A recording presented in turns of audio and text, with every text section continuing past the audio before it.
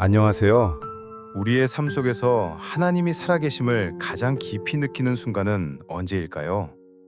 누군가는 밤하늘을 바라보며 누군가는 조용히 눈물로 기도할 때, 아, 지금 하나님이 나와 함께 계시는구나 라고 느낄 때가 있습니다. 이것이 바로 성령의 역사하심입니다. 그리고 이 시간 우리는 그 성령의 섬세한 손길이 우리 삶에 어떻게 임하고 계시는지를 깊이 묵상하려고 합니다.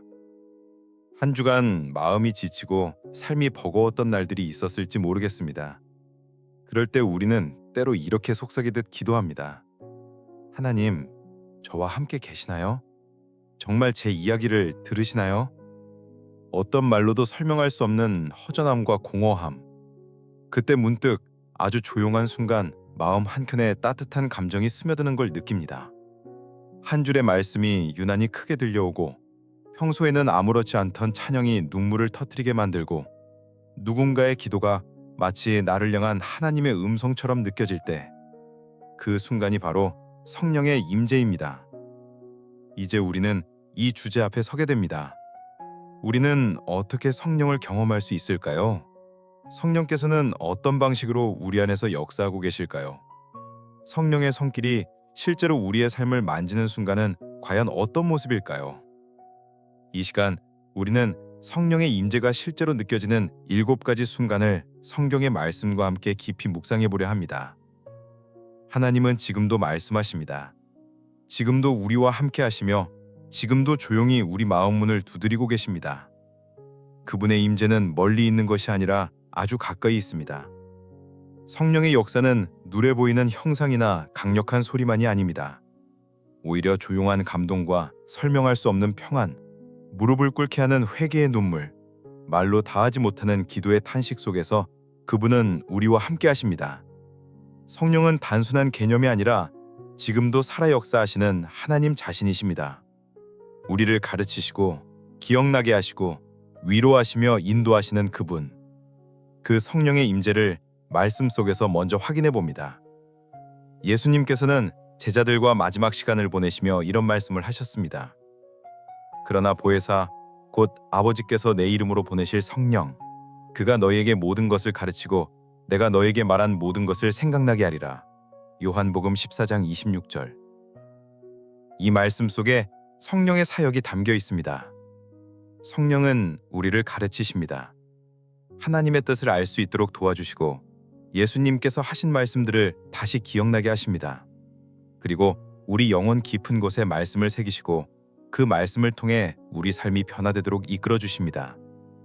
이처럼 성령은 항상 말씀과 함께 역사하십니다. 말씀을 통하여 우리의 눈을 열어주시고 말씀을 통해 우리 마음을 흔드시며 말씀 안에서 우리에게 새로운 방향과 위로를 주십니다. 우리가 성경을 읽다가 갑자기 눈물이 흐르고 마음에 깊은 울림이 전해지는 순간이 있다면 그건 단순한 감정의 반응이 아닙니다. 바로 성령의 역사입니다. 그분이 지금 내 마음 가운데 직접 임하셔서 그 말씀을 통해 나를 붙잡고 계시는 것입니다. 그런 순간들은 우리는 가볍게 지나쳐서는 안 됩니다. 그 안에는 하나님의 깊은 사랑이 있고 우리 삶을 이끌으시려는 성령의 세밀한 계획이 담겨 있기 때문입니다. 오늘 우리가 함께 나눌 성령의 역사하심이 느껴지는 7가지 순간은 신학적 개념이나 추상적인 설명이 아니라 믿음의 삶을 살아가는 우리 모두가 체험할 수 있는 실제적인 이야기입니다. 이 이야기를 통해 우리는 다음을 알게 될 것입니다. 첫째, 성령은 이미 우리의 일상 속에 함께 계신다. 둘째, 성령의 임재는 특정한 장소나 시간에만 국한되지 않고 하나님의 백성이라면 누구에게나 임하신다. 셋째, 그분을 인식하고 민감하게 반응할 때 우리는 더욱 깊은 은혜를 누릴 수 있다.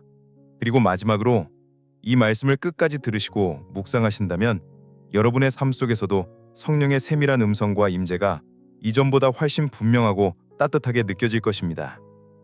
아마도 이 말씀을 듣는 지금 이 순간 여러분의 마음 한구석에서도 성령의 작은 떨림이 느껴지고 있을지도 모릅니다. 괜찮습니다. 그 작은 떨림이 바로 시작입니다. 하나님은 그 작은 마음에도 응답하시고 그 작은 움직임에도 성실하게 반응하시는 분이십니다. 이제 함께 그 7가지의 순간들을 찬찬히 따라가 보겠습니다. 말씀 속으로 들어가 성령의 손길을 다시 기억해보고 우리도 그 감동의 순간을 마음 깊이 새겨봅시다. 지금부터 시작합니다. 성령의 역사하심이 실제로 우리의 삶에 어떻게 임하시는지를 하나님의 말씀과 믿음의 사람들의 이야기로 만나보겠습니다. 신앙생활을 오래 해온 사람들도 종종 고백합니다. 성경이 도무지 내 마음에 들어오지 않아요. 말씀을 읽는데도 감동이 없습니다. 그냥 글자만 눈으로 읽고 지나갑니다. 이런 고백이 나올 때 우리는 좌절하기 쉽습니다. 하지만 여기에는 중요한 비밀이 있습니다. 말씀이 내 마음속에 깊이 들어와 감동이 일어나는 순간은 우리의 지적 이해력이나 감성에 달려있는 것이 아닙니다. 그 순간은 전적으로 성령께서 역사하시는 은혜의 순간입니다. 성령께서는 말씀을 살아있는 말씀으로 내 마음 안에 불어넣으십니다. 잉크로 쓰인 글자가 아니라 하나님의 생명이 되어 내 영혼을 흔드는 말씀으로 임하게 하시는 분이 바로 성령이십니다. 성령은 이렇게 말씀합니다. 하나님의 말씀은 살아있고 활력이 있어 좌우에 날선 어떤 검보다도 예리하여 혼과 영과 및 관절과 골수를 찔러 쪼개기까지 하며 또 마음의 생각과 뜻을 판단하나니. 히브리서 4장 12절. 말씀이 살아있다. 이 고백은 책이나 정보가 주는 지식이 아니라 우리 안에서 성령이 그 말씀을 움직이게 하신다는 뜻입니다. 말씀이 영혼 깊은 곳까지 파고들고 마음의 상처와 불순한 동기를 드러내며 우리 안에 숨겨진 죄를 고발하고 그럼에도 사랑으로 덮으시는 그 은혜를 느끼게 될 때 우리는 분명히 알 수 있습니다. 아, 지금 성령께서 내 안에 말씀하고 계시는구나. 말씀을 통해 역사하신 성령, 엠마오로 가던 제자들. 부활하신 예수님께서 엠마오로 가는 두 제자에게 나타나셨을 때 그들은 예수님을 알아보지 못했습니다.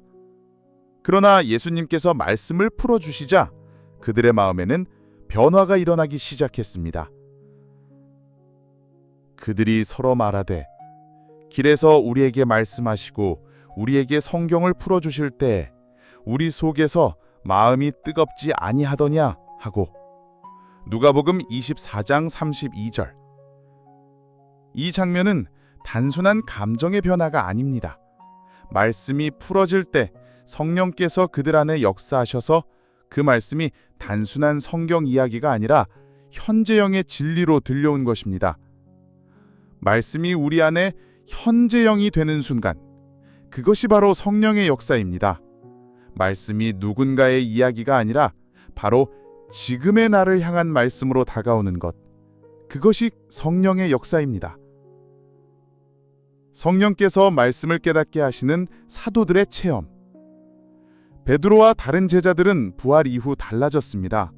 이전까지는 예수님의 십자가에 대해 이해하지 못했고 그분의 죽음을 두려워했습니다. 그러나 오순절 성령이 임하자 그들은 담대하게 복음을 전하며 구약의 말씀을 풀어 설명하고 가르치기 시작했습니다. 그때 베드로가 11사도와 함께 서서 소리를 높여 이르되 이는 곧 선지자 요엘을 통하여 말씀하신 것이니 일렀으되 하나님이 말씀하시기를 말세에 내가 내 영을 모든 육체에 부어주리니. 베드로는 성령이 임한 후 말씀을 기억해내고 그 말씀의 진짜 의미를 깨닫고 사람들에게 적용하는 능력을 얻었습니다. 이것은 단지 암기나 지식이 아니라 성령께서 그 안에서 말씀을 풀어주신 역사입니다. 우리도 마찬가지입니다. 성령께서 역사하실 때 어려웠던 구절이 갑자기 이해되기 시작합니다. 마음에 깊은 울림이 오고 눈물이 흐릅니다. 하나님께서 이 말씀을 지금 나에게 하시는구나. 그 감각이 마음을 흔듭니다. 말씀 앞에서 무너졌던 사람들, 느헤미야 시대.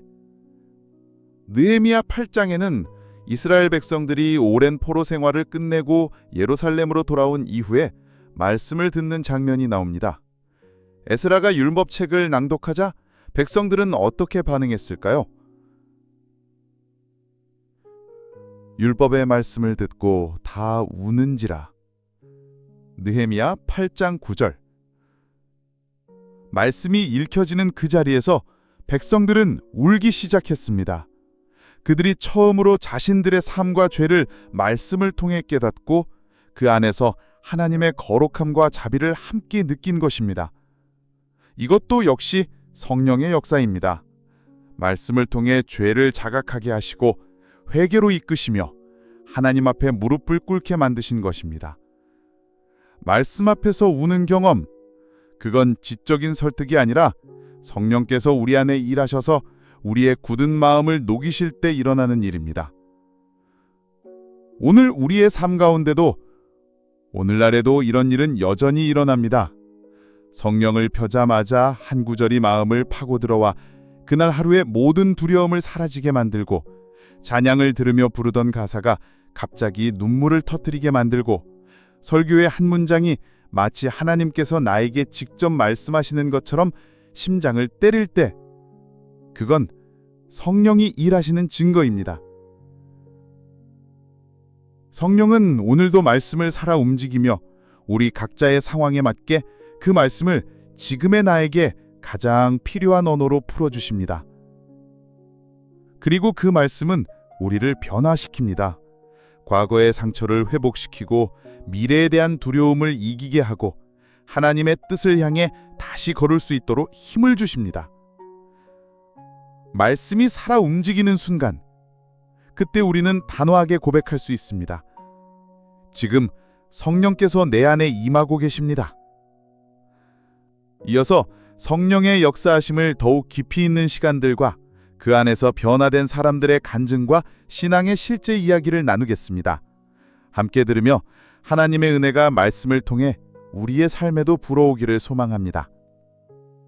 우리의 신앙은 단지 지식으로 채워지는 것이 아닙니다. 진정한 믿음은 살아계신 하나님을 경험하는 것입니다. 그분의 말씀이 내 마음을 울리고 그분의 임재가 내 삶을 감싸며 도무지 설명할 수 없는 평안과 눈물이 우리의 내면 깊은 곳에서 흘러나올 때 그 순간 우리는 확실하게 고백할 수 있습니다. 지금 성령님께서 나와 함께하고 계시구나. 이번 시간에는 성령의 임재가 실제 삶 가운데 어떻게 느껴지는지를 더 깊이 나누어 보려고 합니다.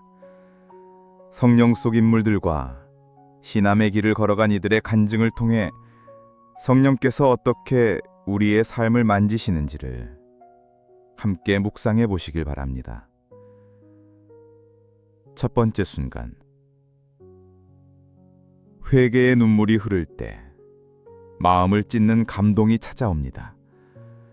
사랑하는 친구 여러분, 성령의 역사하심은 때로 눈물로 다가옵니다. 특히 회개의 순간에는 더욱 그렇습니다. 하나님 앞에 나아가 나의 죄를 마주하게 될 때 마음 깊은 곳에서 저절로 눈물이 흐르고 그 눈물은 단순한 감정이 아니라 성령께서 마음을 만지고 계시다는 확실한 증거입니다. 시편 51편에서 다윗은 간절히 고백합니다. 하나님께서 구하시는 제사는 상한 심령이라. 하나님이여, 상하고 통회하는 마음을 주께서 멸시하지 아니하시리이다. 다윗은 회개를 고백하는 가운데 마음이 산산이 부서졌고 그곳에서 하나님을 다시 만났습니다. 회개는 고통스럽지만 그 아픔 속에는 반드시 회복의 은혜가 따라옵니다. 성령께서 우리에게 진심으로 죄를 깨닫게 하시고 다시 하나님께로 돌아갈 수 있도록 이끄실 때 그 눈물은 생명이 되고 회복이 됩니다. 두 번째 순간, 설명할 수 없는 평안이 마음에 임할 때, 살아가다 보면 누구나 두려움과 염려 속에서 잠 못 이루는 밤을 맞이하게 됩니다.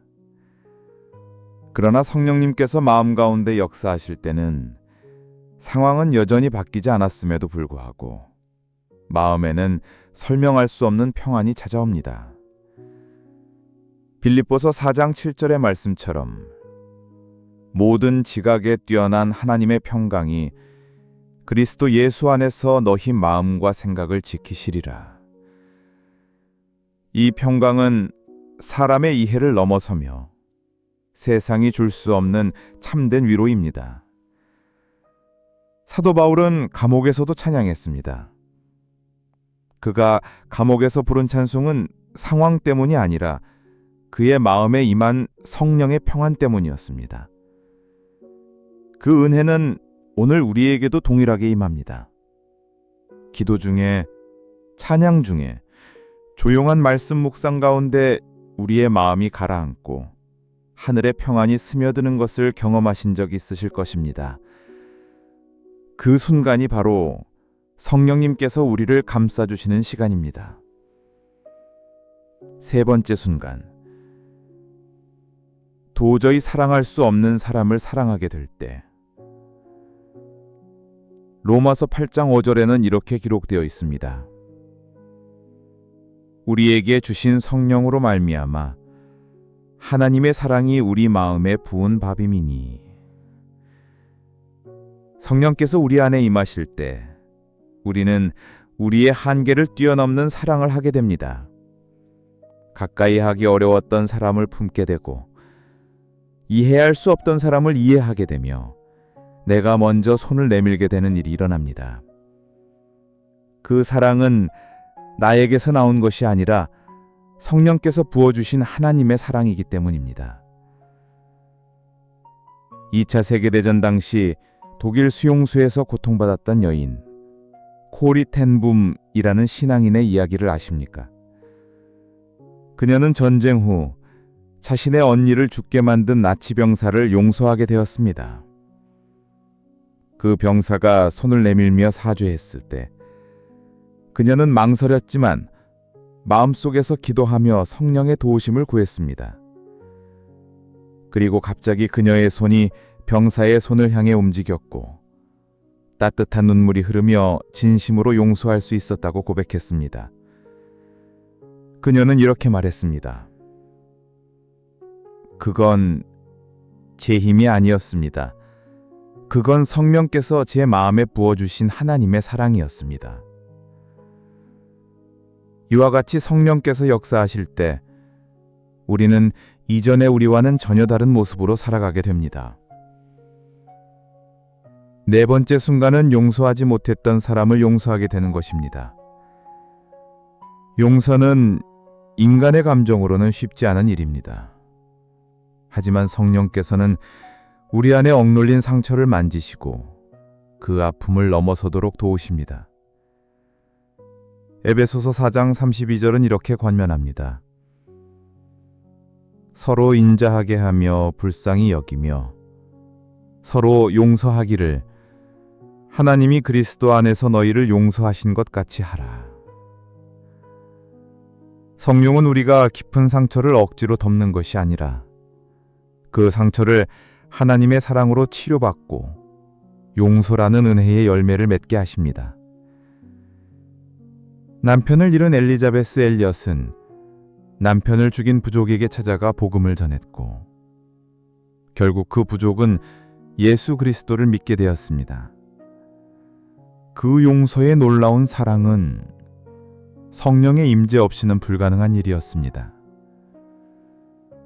여러분, 성령님께서 역사하실 때 우리의 마음은 변화되고 그 변화는 반드시 관계 속에서 드러나게 됩니다.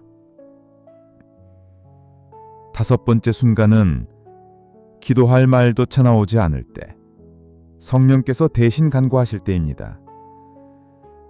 때로는 너무 지치고 상처받아 입을 열어 기도할 힘조차 없을 때가 있습니다. 그저 눈물만 흐르고 무슨 말을 해야 할지도 모르는 시간. 그러나 로마서 8장 26절은 이렇게 말씀합니다. 우리는 마땅히 기도할 바를 알지 못하나 오직 성령이 말할 수 없는 탄식으로 우리를 위하여 친히 간구하시느니라. 성령님께서는 우리가 아무 말도 하지 못할 때 우리의 마음 깊은 곳을 아시고 하나님께 대신 기도해 주십니다. 우리는 그저 침묵 중에 하나님의 품에 안기기만 해도 괜찮습니다. 어느 청년은 극심한 우울과 혼란 속에서 기도조차 하지 못하고 예배에 앉아 있었습니다. 그러나 예배 도중 설명할 수 없는 눈물이 흐르고 어떤 말도 할 수 없었지만 그 마음에는 하나님께서 자신을 꼭 안고 계신 듯한 깊은 평안이 찾아왔다고 합니다. 그는 고백합니다. 그날 저는 말없이 울기만 했지만 하나님께서 제 모든 마음을 다 들으시고 응답하셨다는 것을 알았습니다. 그건 바로 성령께서 대신 기도해 주신 것이었습니다. 이처럼 성령님께서 임하시는 순간은 우리의 삶을 온전히 뒤바꿔 놓습니다. 이해할 수 없는 감정, 말로 다 표현할 수 없는 사랑, 치유와 회복, 용서와 평화. 이 모든 것이 성령의 손길 아래서 이루어집니다. 다음 시간에는 이러한 성령의 임재를 외면하거나 거부할 때 우리의 삶에 어떤 영적 경고가 찾아오는지를 성경의 실제 사례와 함께 깊이 있게 나누고자 합니다. 말씀 안에 머무르시는 여러분의 걸음을 축복합니다. 성령님께서 여러분의 삶에도 오늘 말씀처럼 조용히 그러나 분명히 임하시기를 기도드립니다. 하나님께서는 우리와 친밀하게 교제하길 원하시며 그 중심에 성령님께서 계십니다. 그분은 언제나 조용히 말씀하시고 우리를 선한 길로 이끄십니다. 하지만 우리가 반복해서 그 성령의 음성을 무시하거나 외면할 때 우리 영혼에는 영적 침묵과 깊은 메마름이 찾아옵니다. 성령의 임재는 예민하게 느껴야 하고 순종함으로 반응해야 깊어집니다. 하지만 그 역사하심을 거부하거나 무시하면 우리 안에서 점점 성령의 소리가 약해지고 결국은 그분의 임재조차 느낄 수 없는 영적 고요의 시간에 들어서게 됩니다. 그 고요는 쉼이 아니라 단절의 침묵이며 그 침묵은 우리 영혼에 큰 고통을 가져옵니다. 사울 왕의 비극, 성령을 떠나보낸 사람. 사무엘상 16장을 보면 이스라엘의 첫 번째 왕인 사울은 처음에는 하나님 앞에 겸손했습니다. 그러나 점차 자신의 권위와 체면, 사람의 시선을 더 중요하게 여기며 하나님의 명령을 어기기 시작했습니다. 하나님께서는 사울을 여러 차례 경고하셨지만 그는 끝내 순종하지 않았고 결국 하나님의 영이 그를 떠나게 됩니다. 여호와의 영이 사울에게서 떠나고 여호와께서 부리시는 악령이 그를 번뇌하게 한지라. 사무엘상 16장 14절. 이 구절은 단순한 문장이 아닙니다. 성령께서 떠나실 때 그 사람 안에는 하나님의 평안이 사라지고 혼란과 불안, 정서적 불안정함이 들어오게 된다는 것을 보여줍니다. 사울은 그 후 점점 내면이 무너졌고 시기와 분노, 두려움과 자기 파괴 속에서 살아갔습니다. 성령의 임재를 잃은 자의 삶이 얼마나 무서운지를 보여주는 대표적인 인물입니다. 성령을 소멸하지 말라. 영혼을 병들게 하는 외면. 데살로니가전서 5장 19절은 분명하게 경고합니다. 성령을 소멸하지 말라. 이 소멸한다는 표현은 마치 불을 끄는 행위와 같습니다. 성령께서 우리 안에 은은한 불빛처럼 역사하실 때 우리는 그 불을 더 지피고 살려야 하지만 반대로 자꾸 외면하고 거부하면 그 불은 점점 꺼지게 됩니다. 기도하기를 거부하고 말씀을 무시하며 양심의 소리를 외면하고 반복해서 죄를 합리화할 때 우리는 점차 성령의 음성을 듣지 못하게 됩니다. 그렇게 되면 어떻게 될까요? 우리 영혼은 점점 냉랭하고 공허한 상태로 빠져듭니다. 겉으로는 멀쩡해 보여도 안에서는 믿음의 기쁨이 사라지고 예배가 지루하게 느껴지며 감사보다 불평이 늘어나게 됩니다. 성령의 부재는 곧 영적 무기력의 시작입니다. 성령께서 역사하시지 않을 때 우리 안의 영적 생명력은 점점 약해집니다. 기도가 형식이 되고 말씀은 단순한 정보처럼 느껴지며 예배는 습관으로 전락하게 됩니다. 이러한 상태는 신인에게 매우 위험한 경고등입니다. 성령 없이 유지되는 신앙은 겉모습만 남은 종교적 습관에 불과하기 때문입니다. 성령은 이러한 상태를 깨어 있으라고 반복해서 경고합니다. 성령의 음성에 민감하지 않으면 우리는 어느새 죄에 무뎌지고 하나님께서 주시는 경고마저 들리지 않게 됩니다. 회개되지 않는 감정, 쌓이는 분노와 불안. 성령의 역사하심이 사라지면 우리 내면의 정서적인 건강도 흔들리기 시작합니다. 죄책감은 쌓이고 분노는 해소되지 않으며 삶의 이유를 잃은 듯한 무기력이 계속해서 우리를 붙잡습니다. 성령은 우리 감정의 치료자이시며 내면의 상처를 만지시는 치유자이십니다. 하지만 우리가 그 손길을 거부하면 그 상처는 곪기 시작하고 결국은 삶 전체를 병들게 합니다. 이런 내면의 병은 시간이 지날수록 관계에도 영향을 미치고 영혼뿐만 아니라 정신적인 고통과 우울감으로도 이어지기도 합니다. 성령이 없는 신앙은 견고하지 않습니다. 성령이 떠난 마음에는 어둠이 깊어지고 결국은 자아의 무너짐과 자기 비하로 이어지는 경우가 많습니다. 실패했던 한 청년의 이야기. 한 청년은 어릴 때부터 교회에 다녔지만 청소년기에 들어서며 세상의 쾌락에 빠져 성령의 음성을 무시했습니다. 양심의 소리를 외면하고 반복해서 죄를 지으며 하나님은 침묵하시는 것처럼 느껴졌다고 말했습니다. 그는 이렇게 고백했습니다. 처음엔 작은 죄였지만 점점 더 마음이 무뎌지고 나중엔 죄를 짓고도 아무 감정이 없더군요. 기도도 말씀도 아무 감동이 없었습니다. 그때 느꼈어요. 내 안에 성령님이 슬퍼하고 계셨다는 걸요. 다행히 그는 회개의 눈물로 다시 돌아왔습니다. 성령의 은혜는 여전히 그를 포기하지 않으셨고 그가 다시 무릎 꿇었을 때 기적처럼 마음 깊은 곳에서 눈물이 터졌다고 고백했습니다. 이 이야기는 우리 모두에게 경고인 동시에 소망이 되기도 합니다. 성령을 외면하면 어두워지지만 다시 돌아서면 하나님은 여전히 우리 마음의 문을 두드리고 계시기 때문입니다. 사랑하는 여러분, 성령의 역사하심을 소홀히 여기면 우리의 영혼은 서서히 말라갑니다. 하지만 지금이라도 귀를 기울이고 그분의 음성에 반응하면 그 침묵은 다시 은혜의 속삭임으로 바뀌게 됩니다.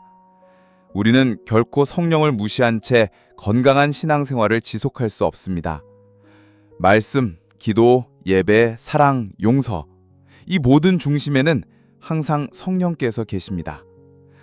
다음은 성령님의 역사하심을 우리가 실제 삶에서 어떻게 실천할 수 있는지 구체적인 방법과 성경적 원리를 통해 함께 나누겠습니다. 주님의 인도하심을 따라 성령의 불이 다시 타오르기를 소망하며 계속해서 마음을 열고 들어주시기를 바랍니다. 여러분, 성령님께서 역사하시는 순간은 우리에게 감동을 주지만 그 감동이 지나고 나면 우리는 다시 일상 속으로 돌아가게 됩니다. 문제는 그 감동이 삶으로 이어지지 않으면 성령의 손길은 어느덧 희미해지고 믿음은 지식에 머무른 채 식어가기 쉽습니다. 하나님께서 우리에게 원하시는 것은 그분과 매일 동행하는 삶입니다.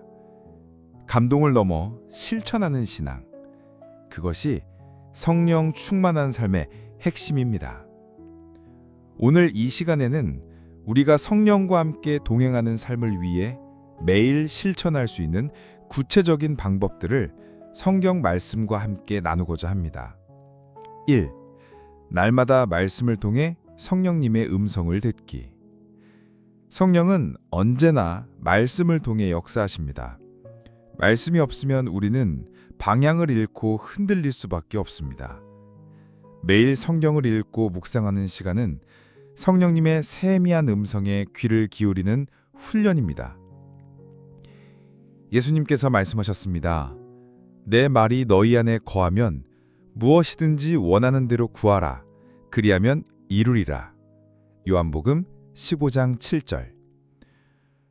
말씀이 우리 안에 거할 때 성령은 그 말씀을 살아 움직이게 하시고 우리가 직면하는 상황 속에서 방향을 주십니다. 말씀을 단지 읽는 것에서 멈추지 말고 듣는 기도로 연결하십시오. 하나님의 뜻이 무엇인지, 오늘 나에게 주시는 말씀이 무엇인지를 기다리는 마음으로 읽어보세요.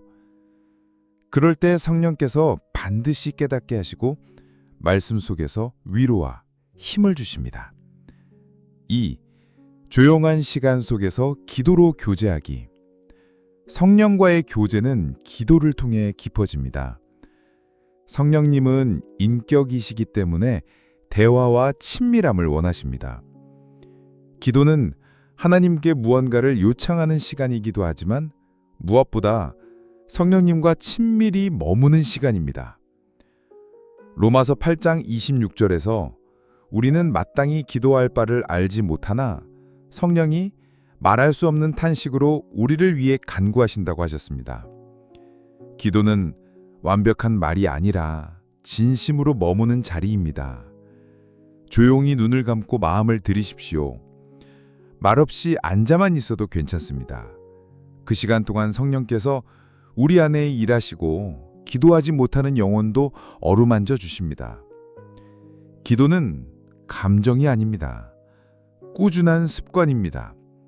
잠시라도 성령님과 대화하고 묻고 반응하는 그 시간이 우리 영혼의 호흡이 되고 삶 전체의 빛을 비추는 통로가 됩니다. 3. 죄를 민감하게 분별하고 즉시 회개하기. 성령과 동행하는 삶에서 중요한 것은 죄에 대해 민감하게 반응하는 것입니다. 성령님은 거룩하신 분이며 죄를 가볍게 넘기지 않으십니다. 에베소서 4장 30절은 말씀합니다. 하나님의 성령을 근심하지 말라. 작은 불순종이 반복되면 우리는 성령의 음성에 무뎌지게 됩니다. 죄는 단지 행동의 문제가 아니라 하나님과의 관계를 가로막는 벽입니다. 죄를 지적받았을 때, 양심이 불편할 때, 곧바로 하나님 앞에 무릎 꿇는 습관을 가지십시오. 성령님은 정죄하지 않으시고 회개하는 자를 언제나 기쁨으로 맞이하십니다. 회개는 우리를 가볍게 하고 다시 하나님과 깊은 교제로 나아가게 하는 은혜의 문입니다. 4. 성령님께 먼저 묻고 선택하기. 삶은 매 순간 선택의 연속입니다. 말, 행동, 방향, 관계, 그 모든 갈림길에서 우리가 성령님께 묻지 않으면 우리의 기준으로 결정하고 그 결과는 종종 후회가 됩니다. 잠언 3장 6절은 말합니다. 너는 범사의 그를 인정하라. 그리하면 내 길을 지도하시리라. 성령님은 우리가 생각하는 것보다 훨씬 더 세밀하고 실제적으로 역사하십니다. 이 말 지금 해도 될까요? 이 만남 하나님이 기뻐하실까요? 지금 이 선택 옳은 걸까요? 짧은 기도라도 좋습니다. 하나님께 묻는 습관이 성령님의 인도하심을 받는 삶으로 이어집니다. 묻는 사람에게 성령님은 반드시 말씀하십니다. 방법은 다양하지만 가장 중요한 것은 민감한 마음입니다. 묻고 기다리고 조용히 살피는 마음을 가지십시오. 그 마음 안에 분명한 인도하심이 있습니다. 5. 공동체 안에서 성령의 열매를 나누기. 성령은 결코 개인주의적인 영이 아닙니다. 성령의 임재는 언제나 공동체 안에서 더 풍성하게 드러납니다. 갈라디아서 5장 22절, 23절은 성령의 열매에 대해 말합니다. 오직 성령의 열매는 사랑과 희락과 화평과 오래 참음과 자비와 양선과 충성과 온유와 절제니. 이 열매들은 대부분 관계 속에서 맺히는 열매들입니다. 우리는 누군가와 함께할 때 참을, 인내를 배우고 용서할 상황이 있을 때 사랑을 배우며 다툼과 오해 가운데 화평을 선택하면서 성령의 인도하심을 경험합니다. 공동체는 때로 번거롭고 어려운 자리일 수 있지만 성령의 역사하심은 바로 그 자리에서 가장 강하게 임합니다. 누군가를 위해 기도해주는 일, 작은 선행을 실천하는 일, 나의 시간을 나누는 작은 희생, 그 모든 행위 속에서 성령께서는 기뻐하시고 더 큰 은혜로 우리의 영혼을 채워주십니다. 6. 찬양을 생활의 숨처럼 불러내기. 에베소서 5장 18절 19절은 이렇게 말합니다. 성령으로 충만함을 받으라. 시와 찬미와 신령한 노래들로 서로 화답하며 너희의 마음으로 주께 노래하며 찬송하며. 찬양은 성령 충만을 유지하는 아주 강력한 통로입니다. 기도가 막힐 때 찬양을 부르십시오. 마음이 답답할 때 찬양을 들으십시오. 찬양은 영혼을 가볍게 하고 어둠을 몰아내고 우리의 시선을 하나님께로 옮깁니다.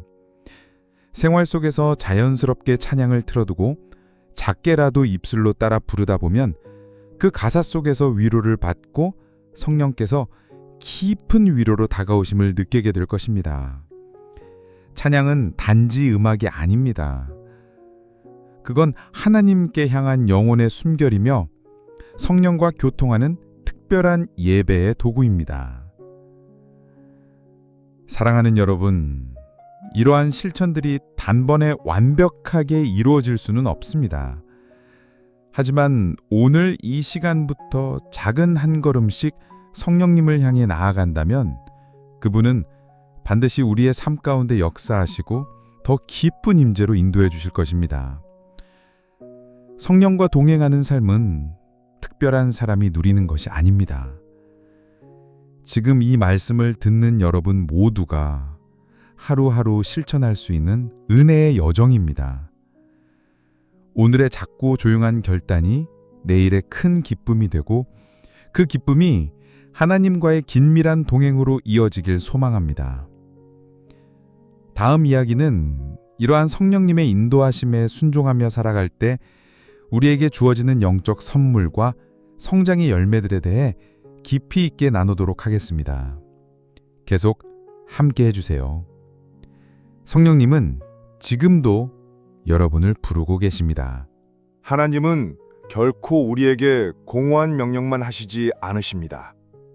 그분은 우리가 순종할 때마다, 순종한 걸음마다 하나님의 선하심과 은혜로 보상하시며 우리 삶에 실제적인 변화와 축복을 주십니다.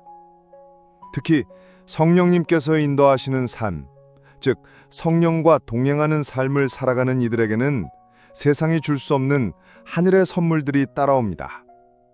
그 선물은 눈에 보이는 것만이 아닙니다. 우리 영혼 깊은 곳에 다 삶 전체를 새롭게 빚어가는 은혜의 역사입니다. 이 시간에는 성령님과 동행하며 살아가는 자들에게 주어지는 영적인 선물과 변화의 열매들을 성경 말씀과 함께 찬찬히 나누어 보려 합니다. 1. 영혼 깊은 곳에 임하는 참된 평안. 요한복음 14장 27절. 평안을 너희에게 끼치노니 곧 나의 평안을 너희에게 주노라. 내가 너희에게 주는 것은 세상이 주는 것과 같지 아니하니라. 너희는 마음의 근심도 말고 두려워하지도 말라. 성령님과 동행하는 사람은 환경이 흔들려도 마음은 흔들리지 않습니다. 왜냐하면 성령께서 주시는 평안은 세상의 조건이나 상황에 따라 움직이지 않기 때문입니다. 어떤 이들은 이렇게 고백합니다. 갑자기 일이 안 풀렸는데 이상하게도 마음은 평안했어요. 마치 누가 내 마음을 감싸 안아준 것처럼요. 이런 평안은 인간의 노력이나 낙관주의로는 얻을 수 없습니다. 그것은 오직 성령님께서 주시는 선물이며 그분과 친밀히 동행할 때 마음 중심에 임하게 되는 하늘의 은혜입니다. 2. 마음을 지키는 지혜와 분별력. 요한복음 16장 13절. 진리의 성령이 오시면 너희를 모든 진리 가운데로 인도하시리니. 성령은 단지 감동만 주시는 분이 아닙니다. 우리의 길을 밝히시는 분별의 영이십니다. 성령과 동행하면 우리는 사람을 보는 눈이 달라집니다.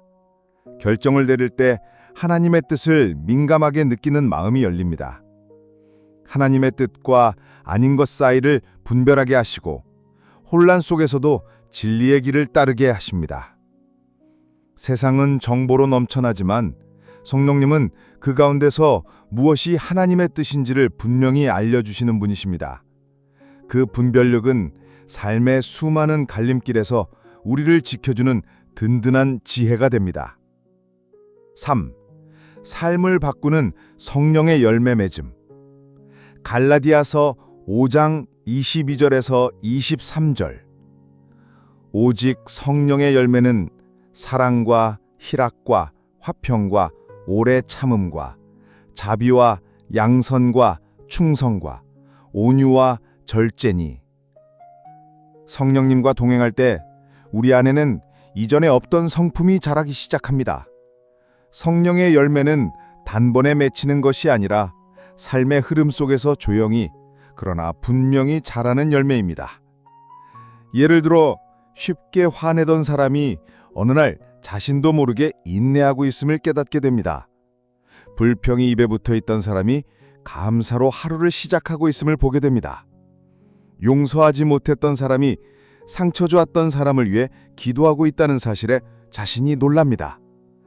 이런 변화는 성령께서 하시는 일입니다. 우리가 할 수 없는 영역을 하나님께서 우리 안에서 이루시는 역사입니다. 그리고 이 열매는 다른 사람들에게도 향기가 되어 주변을 변화시키는 능력으로 확장됩니다. 4. 기도의 능력과 응답을 경험함. 로마서 8장 26절. 성령이 말할 수 없는 탄식으로 우리를 위하여 친히 간구하시느니라. 성령께서 우리 안에 역사하실 때 우리는 기도가 단순한 종교 행위가 아니라 하나님과 살아있는 대화라는 것을 체험하게 됩니다. 성령께서 도우실 때 기도는 막힘없이 흘러가며 내 마음의 깊은 소원이 하나님 앞에 그대로 전달됩니다. 그리고 기도의 응답이 때로는 상황으로, 때로는 평안으로, 때로는 지혜로 우리 삶에 돌아오게 됩니다. 성령과 함께 기도하는 사람은 기도할 수 없을 때도 그 기도의 자리를 지키며 성령께서 대신 중보하고 계심을 신뢰하게 됩니다. 이 신뢰는 곧 기도의 깊은 능력과 자유로 이어집니다. 5. 하나님의 뜻을 깨닫고 순종하는 능력. 에스겔서 36장 27절. 또 내 영을 너희 속에 두어 너희로 내 율례를 행하게 하리니. 성령의 임재는 우리로 하여금 하나님의 뜻을 깨닫고 그 뜻에 기꺼이 순종할 수 있는 힘을 주십니다. 과거에는 억지로 순종했다면 성령 안에서는 기쁨으로 순종하게 됩니다. 왜냐하면 성령께서 우리 마음을 만지시고 말씀을 살아있는 진리로 경험하게 하시기 때문입니다. 순종은 부담이 아니라 은혜가 됩니다. 하나님의 뜻을 행하는 것이 나를 억압하는 것이 아니라 가장 나다운 자유라는 것을 깊이 깨닫게 되는 것입니다. 6. 관계의 회복과 공동체의 기쁨. 성령께서 임하시면 가장 먼저 달라지는 것은 관계입니다. 깊은 상처가 치유되고 막힌 감정이 풀리며 오해가 화해로 바뀌는 기적이 일어납니다. 성령은 나를 변화시키는 동시에 공동체를 하나 되게 하시는 분입니다. 서로의 약함을 품고 기도하며 격려하며 살아가는 공동체 안에서 성령의 역사하심은 더욱 강하게 나타납니다. 이 회복은 단지 감정적인 화해가 아니라 성령께서 하나 되게 하시는 실제적인 사랑의 역사입니다. 7. 영혼의 깊은 기쁨과 만족. 성령님과 동행할 때 우리는 세상에 의존하던 기쁨이 아닌 하늘로부터 오는 기쁨을 누리게 됩니다. 요한복음 15장 11절. 내가 이것을 너희에게 이름은 내 기쁨이 너희 안에 있어 너희 기쁨을 충만하게 하려 함이라. 이 기쁨은 상황을 이깁니다. 시련 속에서도 노래하게 하고 고만 중에도 감사하게 합니다. 왜냐하면 그 기쁨은 성령님이 내 안에 살아계시다는 증거이기 때문입니다. 하나님이 나와 함께 하신다는 확신, 그분이 나를 사랑하신다는 감격, 그리고 오늘도 나를 포기하지 않으신다는 소망, 이 모든 것이 마음을 가득 채울 때 그 어떤 것으로도 대체할 수 없는 영혼의 기쁨이 흘러넘치게 됩니다. 사랑하는 여러분, 성령과 함께 살아가는 삶은 쉽지 않을 수 있습니다. 하지만 그 길은 분명히 가장 복된 길입니다. 우리가 성령님의 인도하심에 순종할 때 우리 삶은 반드시 변화됩니다. 삶의 무게는 가벼워지고 내면은 깊어지고 하나님의 뜻을 이루는데 기쁨을 느끼게 됩니다. 그리고 무엇보다 그분의 임재가 날마다 느껴지는 삶, 그것이야말로 이 세상에서 누릴 수 있는 가장 큰 영적 선물입니다. 지금까지 성령님의 역사하심이 실제로 우리의 삶 속에서 어떻게 나타나는지, 그리고 그 역사하심에 민감하게 반응하고 순종할 때 우리의 영혼과 일상이 어떻게 변화되는지를 하나하나 묵상해 보았습니다. 어떻게 느끼셨나요? 혹시 여러분 마음속에서도 하나님의 숨결 같은 감동이 스며들었나요? 한 구절의 말씀, 한 인물의 고백, 한 예화의 장면이 여러분의 마음을 조용히 울리고 지나갔다면 그 순간이 바로 성령께서 역사하신 자리입니다. 우리는 모두 연약합니다. 삶의 무게도 있고 감정의 기복도 있고 믿음이 흔들릴 때도 많습니다. 하지만 우리의 연약함을 아시고 그 순간에도 우리 안에 찾아오시는 분, 그분이 바로 성령 하나님이십니다. 처음에 나눴던 이 말씀이 다시 마음에 깊이 와닿습니다.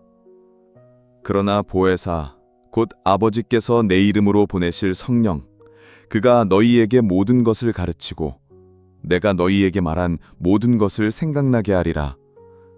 요한복음 14장 26절.